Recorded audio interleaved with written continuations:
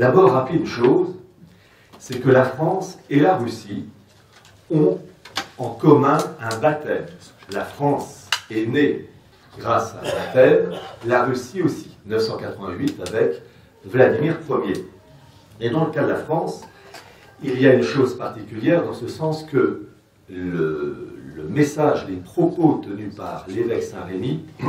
sont un véritable duplicata des propos tenus à l'égard de David, l'Ancien Testament, enfin, la Bible hébraïque, et de sa descendance, en particulier le psaume 89, où dans ce psaume 89, il y a à la fois les promesses attribuées à la descendance davidique, à cette royauté davidique, si elle se tient bien, si elle observe les bons commandements, il n'y a pas de problème, et puis aussi les menaces graduées, et puis à un moment donné, ça cogne fort. Eh bien, on retrouve ce duplicata avec l'évêque Saint-Rémy, où il dit que Clovis et sa descendance, cette dynastie royale, eh bien, si elle suit les prescriptions de l'Église, pas de problème. Si elle commence à s'en écarter, il y aura des avertissements, et puis si à un moment donné, la dynastie continue dans son erreur, eh bien, ça se passera mal. Mais il faut bien comprendre et bien retenir ceci, c'est que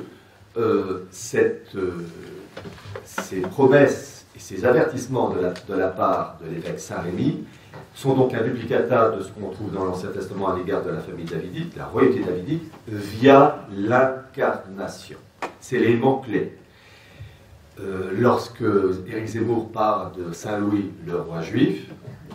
il y a une partie de vrai, dans ce sens qu'il y a effectivement de la part de la dynastie capétienne